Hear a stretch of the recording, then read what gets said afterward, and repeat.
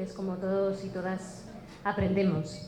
Decía ahora David, hablaba de los números, ¿no? Y de la crueldad que esconden esos números y esa especie de subasta que se hace con los refugiados y con las personas que migran, una especie de subasta en la que nuestros gobiernos, nuestros países deciden que asumen la acogida de 500 y pico, 11.000 y pico, cuando hay países en Oriente Medio que albergan dentro de su territorio a más de 1 millón de refugiados, ¿no? Y nosotros nos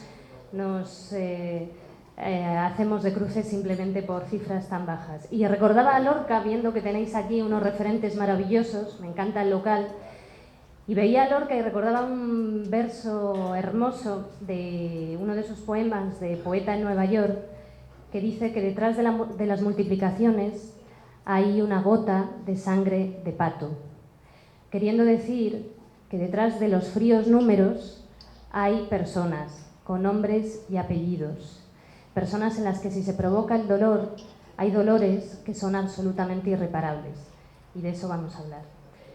Yo he estado estos meses, en realidad, el vínculo con los refugiados lo tengo desde que cubrí la invasión y la ocupación de Irak en 2003, porque a partir de entonces ya se nos ha olvidado, pero hubo una primera oleada de refugiados en la que salieron más de 5 millones de iraquíes del país, un país que tenía por aquel entonces 26 millones de habitantes. Esos 5 millones salían huyendo de un terror y de un infierno que se instaló en Irak y que no ha terminado a día de hoy. Y desde entonces he ido siguiendo el periplo de muchos refugiados y refugiadas. Y claro, la perplejidad y la rabia con la que se contempla esta última fase de este drama anunciado, que es la llegada de los refugiados a nuestro continente y el maltrato continuado físico y psicológico a los refugiados en nuestro continente, es terrible. El año pasado, os voy a confesar que el año pasado, estando en la frontera de Serbia con Hungría, me encontré con algunos compañeros de profesión, un francés, un británico, con los que he coincidido cubriendo varias guerras en Oriente Medio. Yo nací en el año 75, soy todavía joven, muy joven, pero bueno, pues he vivido y he visto cosas terribles, ¿no? Y ellos también. Pero el hecho de ver determinadas cosas en el continente europeo hizo que termináramos al final del día sentados en las vías del tren, sin ponernos de acuerdo, llorando cada uno en su rincón. Es verdad que en las guerras se pospone el duelo y por lo tanto no hay tiempo para llorar en ellas y se llora a la vuelta, ¿no? Y el hecho de que esa no fuera una situación de peligro nos permitía poder soltarlo todo en su momento. La cuestión es que lo que estamos viendo en la ruta de los refugiados en Europa es desgarrador y tenemos que tener muy claro que es una de las cuestiones fundamentales por las que cualquier historiador del futuro definirá nuestro tiempo presente. Esa y otras dos que luego voy a mencionar, pero esta es una de ellas. Y ante ello lo que se está haciendo en Europa, en nuestro nombre, es meter a gente en auténticos campos de concentración donde les dan un trozo de pan con una fina loncha de queso una sola vez al día, donde les apalean, donde les condenan a no tener ningún tipo de ayuda ni servicio de recogida de basuras en los campamentos en los que les obligan a esperar, les obligan a estar durante 2 días seguidos haciendo colas y cada vez de pie. Cada vez que alguien se quiere sentar, ya sea un herido, ya sea un niño, ya sea una mujer anciana, les apalean o les echan la bronca y los trasladan de un lugar a otro en furgones policiales con barrotes. Separan a familias muy a menudo. Ante ello, los que están más sanos, por ejemplo en Hungría, los que están más sanos pues tratan de escapar y las escapadas son diarias, ¿no?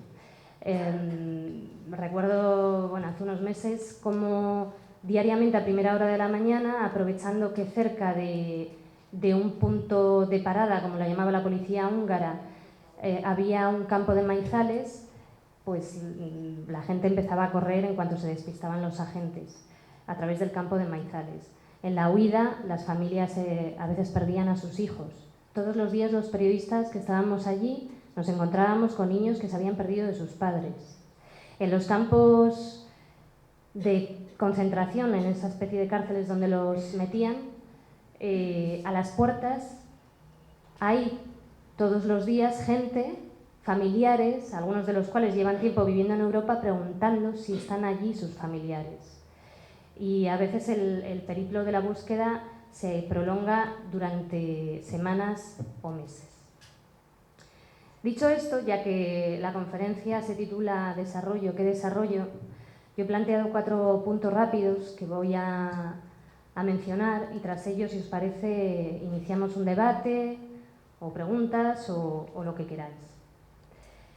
Estamos en un momento en el que, además del maltrato continuo a las personas que emigran, y emigrar es un derecho, no lo olvidemos, luego expondré por qué, además de esta Europa que se ha querido y que ha apostado y que apuesta por convertirse en un gueto, con muros cada vez más elevados y con fronteras cada vez más lejanas para alejar cada vez más a los muertos de nuestra conciencia, ahora ya se está hablando de Sudán del Sur como nueva frontera externalizada. Además de todo eso, está aumentando el belicismo. ¿Por qué lo digo? Bueno, vamos a situarnos primero geográficamente. Estamos en Europa, continente muy cercano al norte de África, donde ya hay varios puntos afectados por un aumento de la violencia y de las guerras. Estamos también cerca de Oriente Medio y estamos también cerca de Europa del Este. En Oriente Medio, en 2003, con esa invasión y ocupación de Irak, se abrieron las puertas del infierno.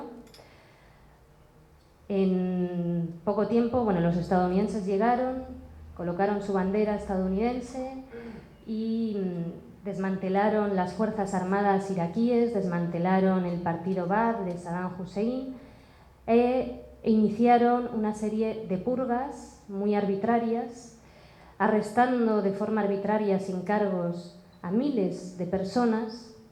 Como sabéis y recordaréis, acudían a veces incluso de madrugada, tiraban la puerta abajo, humillaban a las mujeres, asustaban a los niños y se llevaban a los hombres. Esos niños que por entonces eran niños, ahora son adultos. Yo conozco a algunos de esos niños que los conocí entonces y ahora son adultos. Y en muchos casos fueron testigos de cómo se llevaban, a veces para siempre, a sus hermanos, a sus tíos o a sus padres.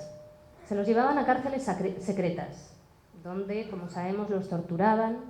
Cárceles secretas como la de Abu Ghraib, pero también como la de Camp Bucca, que aunque la de Abu Ghraib fuera más famosa, la de Camp Bucca fue muchísimo peor. De Camp Bucca salió mucha gente radicalizada. Yo conozco gente que salió de ahí radicalizada. De allí salió, por ejemplo, a finales de 2004, al-Baghdadi, que fue posteriormente, en 2010, cuando se creó el por entonces llamado Estado Islámico, el líder del Estado Islámico. En Irak, Estados Unidos impulsó la división sectaria. Para ello, apoyó incluso a algunas milicias y para ello defendió un sistema de cuotas parlamentario y de distribución del poder.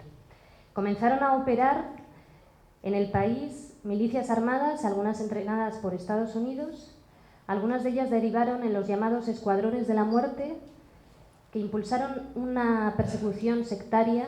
Comenzaron a aparecer cadáveres de miles de personas suníes en los contenedores, comenzaron a aparecer muertos con orificios de bala en pulmones, en los pies, en la espalda, cráneos aplastados, ojos salidos de sus órbitas.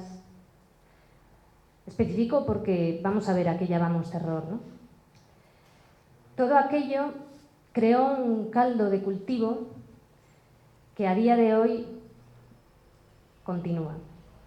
Como sabéis, Irak fue la cuna del Estado Islámico, que aprovechó posteriormente el caos originado en Siria en 2011 para extenderse en Siria. A día de hoy tenemos ya no solo la guerra de Irak, Afganistán, Siria, Libia y Yemen. Yemen, donde Estados Unidos ha matado a más civiles que Al-Qaeda, según datos de Naciones Unidas. Yemen, donde Arabia Saudí también bombardea a civiles. Y donde se han usado incluso armas que España ha vendido a Arabia Saudí.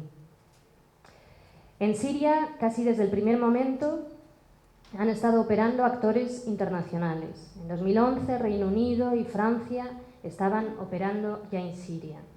Enseguida comenzaron a actuar grupos yihadistas. Actualmente, como sabéis, hay decenas y decenas de actores regionales e internacionales que están interviniendo en ese país.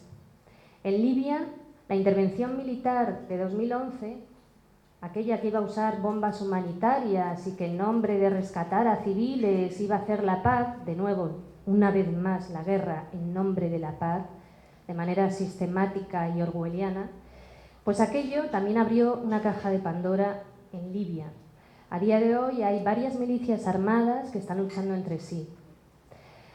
El nivel de armas que se han introducido en Libia es terrorífico y esas armas se han ido expandiendo por todo el Sahel, provocando un polvorín en toda la región. ¿Qué pasó a principios de julio de este año?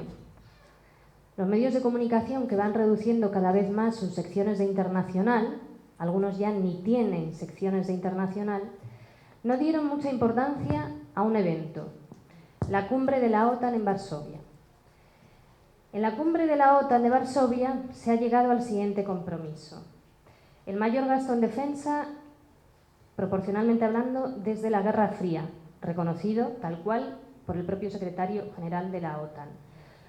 Un aumento del gasto equivalente al 2% del PIB de cada país miembro. Y el envío de tropas a 4 países de Europa del Este que hacen frontera con Rusia. Con lo cual tenemos una escalada de la tensión con Rusia, con algunos conflictos durmientes, como puede ser, bueno, durmientes entre comillas, como puede ser el de Ucrania. De nuevo, la perpetuación de la tensión o de la guerra para dar salida a más armas y a la venta de más armamento. Recordemos que la venta de armas es algo importantísimo en las exportaciones estadounidenses. Unos días después de la cumbre de la OTAN, hubo un golpe de Estado en Turquía, un intento de golpe de Estado en Turquía. ¿Qué pasa? Que además de esas 5 guerras mencionadas, Irak, Siria, Libia, Afganistán, Yemen, países que están muy lejos de Estados Unidos, pero no tanto de Europa, tenemos otros 3 países profundamente desestabilizados a causa de esas guerras, que son Turquía, Jordania y Líbano. Turquía acoge a más de 2 millones de refugiados sirios. Y Turquía ha intervenido además directamente desde hace mucho tiempo en la guerra en Siria. Luego podemos hablar largo y tendido, ¿no? Haciendo la vista gorda, entre otras cosas, con el Daesh, ¿no? Con el paso de mercenarios y combatientes que entraban y salían, como Pedro por su casa, y con el paso de camiones que portaban petróleo extraído por el Daesh y vendido en el exterior en el mercado negro de contrabando. Jordania alberga más de 700.000 refugiados y Líbano más de 1,5 millones de refugiados. Dice el historiador británico Hobsbawm que un dato que nos va a dar que pensar sobre esto del desarrollo. A principios del siglo XX, la mayoría de las víctimas en una guerra eran militares y el 5% aproximadamente eran civiles. Posteriormente, el número de bajas civiles en una guerra ascendió al 66%. Y actualmente calcula Hobsbawm que entre el 80 y el 90% de las bajas y de las víctimas mortales en una guerra son civiles. Además de este aumento del belicismo en un tono y en una situación en la que nadie sabe qué va a pasar, y esto no les pasa a los dirigentes todos los días, pendientes todos de las elecciones estadounidenses de noviembre y con una escenificación y una situación en la que podríamos decir que hay una especie de hilera de fichas de dominó, que como una se les vaya de las manos y se caiga, el resto caen. Además de esto, digo, la segunda cuestión y el segundo reto, además de decir que este aumento del belicismo no se va a hacer en nuestro nombre, el segundo reto es el de la xenofobia, el crecimiento de la xenofobia, de la islamofobia, del neofascismo, que ya es una amenaza en Europa. Los refugiados son detenidos, los migrantes son detenidos, las materias primas pasan. El número de refugiados, creo que se ha dicho antes, es el más alto desde 1945. En todo el mundo hay actualmente 15,1 millones de refugiados. Y tan solo en 2015 ha habido 1.200.000 nuevas solicitudes de asilo en la Unión Europea. La mayoría de los refugiados proceden de Siria, de Afganistán y de Irak. Esto supone un aumento del 45% con respecto al momento en que se inició el conflicto sirio. Y aquí tenemos otra cuestión. Se distingue en los medios de comunicación, y los dirigentes también, entre el concepto de refugiados y migrantes. Se pretende legitimar la concepción de esa Europa concebida como ese gueto encerrado y homogéneo que solo abre las puertas a un cupo pequeño en esa perversa calificación de la gente como ciudadanos de primera categoría, segunda, tercera, cuarta o no siquiera ciudadanos, que solo abre las puertas, digo, cuando necesita ejército de mano de obra. Europa es actualmente una frontera cada vez es actualmente un continente que externaliza fronteras, que tiene fronteras cada vez más lejanas para que mueran lejos de nuestro territorio. Los jarragas, como se autodenominan a sí mismos empleando un término magrebí, que viene a ser algo así como los que queman las fronteras, representan de alguna manera una de las máximas constataciones de la desigualdad actual que estamos viviendo.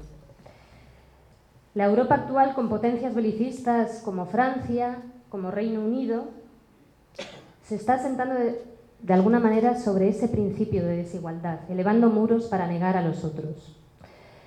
Los jarragas de los que os hablo, es bastante escalofriante ver cómo tienen absolutamente asumido, antes de emprender el viaje, como si fueran los nuevos Marco Polos de este siglo XXI, cómo se pegan a su cuerpo con cinta adhesiva un papel plastificado con los números de teléfono de sus familiares para que alguien pueda avisar a sus familiares en caso de que mueran en el camino.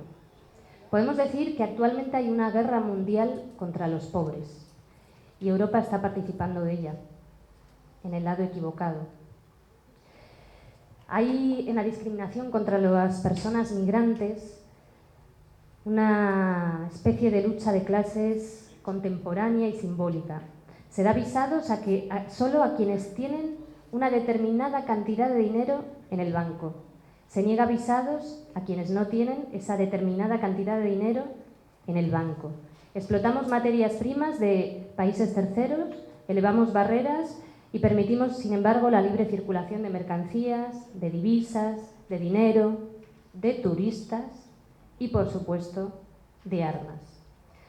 Dice John Berger que la migración es la experiencia que mejor define nuestro tiempo, y sin duda es así, porque este es un tiempo de desigualdad en el que la emigración la tenemos que concebir como un derecho.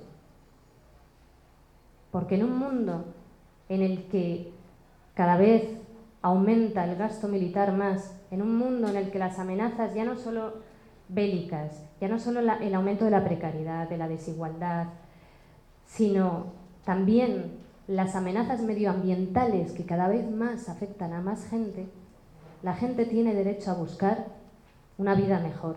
Claro que sí. En cuarto lugar o en tercer lugar, ya no recuerdo, hablando de la pobreza, de la precariedad, de la exclusión, esto es otro de los aspectos de esto que llaman desarrollo. 13,4 millones de personas en riesgo de exclusión social en nuestro país.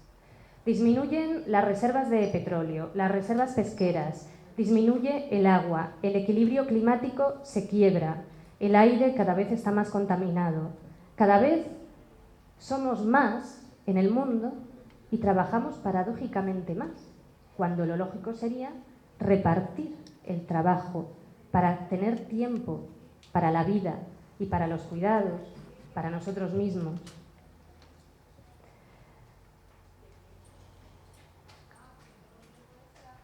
El trabajo remunerado. Además del trabajo remunerado, hay otro tipo de trabajo, el trabajo no remunerado, el que hacemos muchas veces nosotras, las mujeres. Esos trabajos vinculados con la sostenibilidad de la vida, con la crianza, con la alimentación, con el cuidado a los enfermos, con el cuidado a los mayores. La globalización está imponiendo modelos culturales y sociales homogéneos. Todo esto es lo que está pasando actualmente. El sistema no está pagando los costes de reproducción social. El 1% de la población mundial tiene tanto como el 80% de la población mundial, según un informe de este año de Intermon Oxfam. Todo esto ocurre después de una cumbre de Davos, en la que, por cierto, el menú con el que debatieron en la mesa fue de un precio estratosférico, como siempre. Hablaran de, ¿os acordáis?, refundar el capitalismo. Refundar el capitalismo. Así han refundado el capitalismo. Por cierto, también dijeron que iban a acabar con los paraísos fiscales. Eso fue hace 2 años o 3. Ya nos parece la prehistoria. Estamos en un momento también en el que nos quieren como simples consumidores y consumidoras, no como ciudadanos con todos nuestros derechos. Estamos en un momento en el que el poder financiero puede operar por encima del poder político. Estamos en un momento en el que las transnacionales tienen un enorme poder, en el que hay órganos políticos privatizados, en el que hay subcontratistas que buscan solamente la maximización de los beneficios, pisoteando todo tipo de derechos a determinados servicios públicos. Y estamos en un momento en el que hay muchos órganos supranacionales que tienen un enorme poder y capacidad de decisión y que, sin embargo, no son democráticos, porque no podemos votarlos, no pasan por las urnas. Por ejemplo, el Banco Central Europeo, el Fondo Monetario Internacional, el Banco Mundial. Os voy a poner un ejemplo. Sabemos mucho cómo el Fondo Monetario Internacional y determinados organismos internacionales impusieron una serie de políticas económicas en América Latina en los años 80 y 90. Sin embargo, se sabe mucho menos cómo han hecho eso mismo en Oriente Medio, y eso también tuvo unas consecuencias. Por ejemplo, en Egipto, en el año 2008, ya hubo un conato de revuelta con enormes protestas. Por primera vez los movimientos obreros de las fábricas del país, es un país con un enorme tejido industrial aún, se unieron con movimientos sociales urbanos. Y hubo protestas en varios puntos importantes del país. Protestas enormes, yo estaba ahí entonces. Curiosamente, posteriormente, en esas protestas tenían muy claro una serie de reivindicaciones. Entre ellas, luchar contra los recortes impuestos por el Fondo Monetario Internacional, contra la oleada de privatizaciones que había provocado despidos masivos, y también contra la congelación de salarios y el aumento del precio de productos básicos, como por ejemplo el pan, originado a causa, entre otras razones, de la especulación en los mercados internacionales con materias primas fundamentales como puede ser el trigo, que se usa para hacer el pan. Pues bien, posteriormente Wikileaks difundió una serie de cables de la embajada estadounidense de por aquel entonces, en las que la embajada estadounidense se mostraba preocupadísima por una cuestión. Si esas protestas que se estaban produciendo en 2008 iban a obligar a la dictadura de Mubarak, que por aquel entonces seguía Mubarak en 2008, a congelar, aunque solo fuera temporalmente, la implementación de esa serie de medidas neoliberales en el país. A mí esto me parece muy significativo, ¿no? Posteriormente, cuando en 2013 ya habían transcurrido las revueltas, Mubarak cayó en 2011, durante todo 2011 la gente y las diversas organizaciones que operaban en Egipto trataron de luchar porque hubiera un cambio real. Finalmente la revuelta fue secuestrada y en 2013 el punto final lo puso el golpe de Estado perpetrado por al-Sisi, golpe de Estado que Estados Unidos no quiso llamar golpe de Estado. Y deberíamos repasar la hemeroteca para ver qué decían algunos de los gurús de analistas de la política internacional de nuestro país legitimando ese golpe de Estado en 2013, en el que en solo días murieron 1000 y pico personas en las calles a balazos de las fuerzas de seguridad, y actualmente pues todo tipo de oposición está condenada o a la muerte o a la clandestinidad o al exilio o a la cárcel, ¿no? Y a mí me llamó mucho la atención un editorial que hubo entonces en el diario The Wall Street Journal, en el que, por supuesto, al igual, por cierto, que Tony Blair, que también defendió el golpe de Estado, por supuesto, el Wall Street Journal también defendía el golpe de Estado y al-Sisi. ¿Y por qué lo defendía? Lo comparaba con Pinochet, pero no lo comparaba para mal, lo comparaba para bien. Decía que al-Sisi era nuestro Pinochet en lo referido a las políticas económicas. Y esto es lo que tenemos. ¿Qué podemos hacer? Hablábamos antes de que cada vez somos más personas y, sin embargo, cada vez trabajamos más horas cuando el desempleo es un problema más grave. Urge, es de sentido común, urge la reorganización del modelo de trabajo. Primero, para incorporar los cuidados como una preocupación colectiva. En segundo lugar, urge, y es de sentido común, la redistribución de la riqueza, porque el derecho a la propiedad ya no es el derecho a la propiedad de una vivienda, a la propiedad de tierra, a la propiedad de cuestiones fundamentales para una vida digna. El derecho a la propiedad se ha convertido en algunos casos en una perversión, que es el derecho a la acumulación, que nos lleva a que ese 1% tenga tanto como el 80% restante.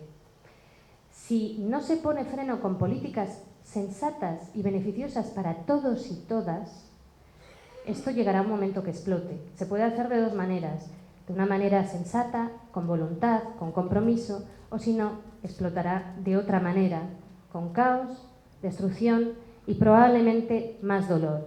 E insisto, a pesar de que en las concepciones militaristas y belicistas hay una cultura del reemplazo, muere uno, se reemplaza por otro, lo cierto, y esto lo explica todo, es que el dolor es irreparable. El dolor es irreparable y dura generaciones. Decía Max Weber que la guerra es ese vicio insensato de querer tener razón a través de las armas, cuando lo cierto es que la razón solo te la da la razón misma, y el diálogo, la voluntad de construcción y la voluntad de negociación.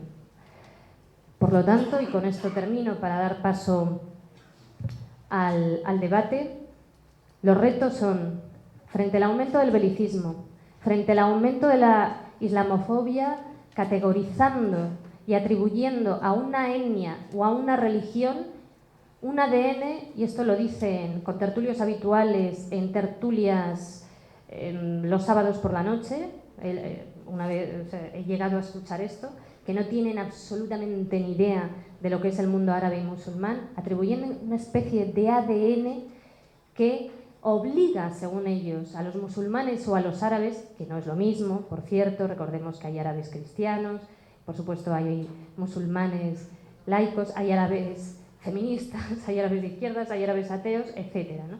Atribuyéndoles ese ADN que les empuja a la violencia una y otra vez, o ese ADN que les impide tener capacidad de adaptación en las sociedades europeas. Eso se está asumiendo como una verdad, con estereotipos terribles que se divulgan a través de los medios de comunicación. frente a esas estigmatizaciones tan dañinas, tan racistas, tan xenófobas, tenemos que movilizarnos también. Y tenemos que concebir la paz no solo como algo bueno, abstracto y fundamental, sino como un derecho, como el derecho a la migración. Y debemos, desde mi punto de vista, y esto además enlaza con muchas cuestiones, incluso con algunas cuestiones que hablaban antes aquí las compañeras y compañeros en la mesa, ser consciente de una cosa, que hay una frase del historiador estadounidense Howard Zinn, que tiene un libro maravilloso sobre la historia de Estados Unidos, que a mí me gusta mucho, que dice algo así como que actuar hoy como pensamos que deberíamos actuar en el futuro, en el objetivo final, actuar hoy como pensamos que deberíamos actuar en el futuro, es decir, desafiando el mal que nos rodea, es ya de por sí una pequeña victoria. ¿Y por qué digo esto? Porque el camino es importante, las formas son importantes en todos los niveles de lucha y de compromiso. Como periodista, para mí, el cómo es importante. Para los activistas, el cómo también tiene que ser importante. Las formas son importantes, porque ¿de qué sirve una lucha por una supuesta transformación si empezamos a pensar que, bueno, no pasa nada por renunciar otra vez más al feminismo, o al compromiso con la paz, o al compromiso con los derechos humanos? ¿De qué sirve si en nombre de ganar ese concepto, allá cada cual con el concepto de victoria, podemos hablar ahora de ello también, de qué sirve si en nombre de ganar vamos a ir sacrificando algunos de los principios fundamentales por y para los que queríamos ganar? ¿De qué sirve luchar por la transformación si por el camino esa transformación nos devasta? Ahí lo dejo. Gracias.